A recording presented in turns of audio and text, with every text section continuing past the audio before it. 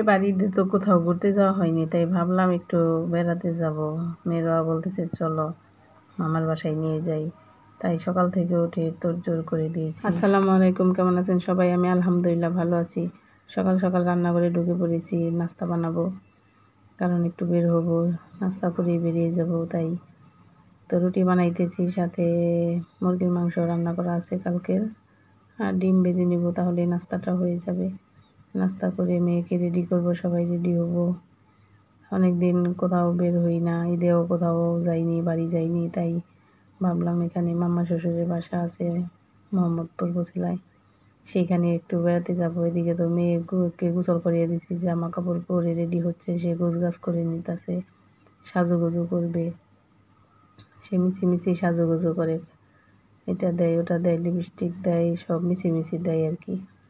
দিয়ে বলে যে আমি অনেক সাজছি, আবার ফোনে কথা বলে, এগুলা করে ওকে দিয়ে আমি আবার নিজে রেডি হয়ে নিতেছিলাম। আজকেই ফিরে আসবো, তাই সকাল সকাল বের হতে চাচ্ছি। সকাল বললে কি আর বের হওয়া যায়? 11টা বেজে গেছে, এখন বের হতেই পারিনি।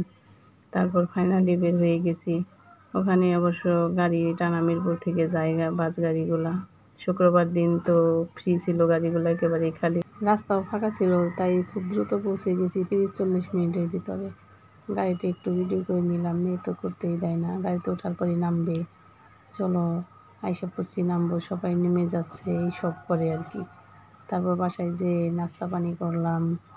এরপর মামি পোলাও বসিয়ে দিছে, সব রান্না দেখি শেষ। পোলাওটা দিয়ে সে গোসলে যাবে, নামাজ পড়বে, শুক্রবার সবাই আসবে, খেতে দিবে। বলছে একটু দেখো কেমন হয়েছে নাড়া দিয়ে, তাই আমি একটু দেখতেছিলাম। ঢাকনাটা খুলতে গিয়ে ঘ্রাণ, খুব সুন্দর হয়েছিল পোলাওটা।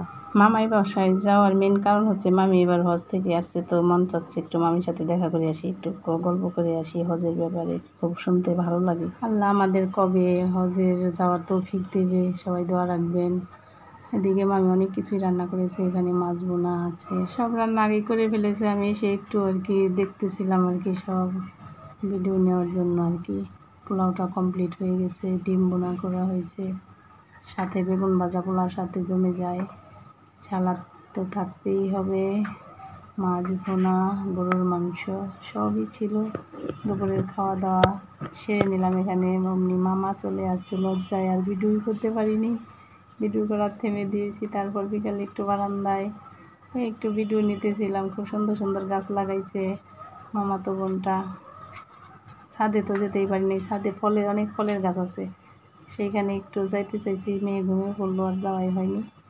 তারপর বিকেলে তো বেরিয়ে পড়বো, বিকেল করতে করতে রাতে খাবার দাবার শেষ করে তারপর বেরিয়েছি। গাছগুলো অনেক সুন্দর ছিল, তাই না?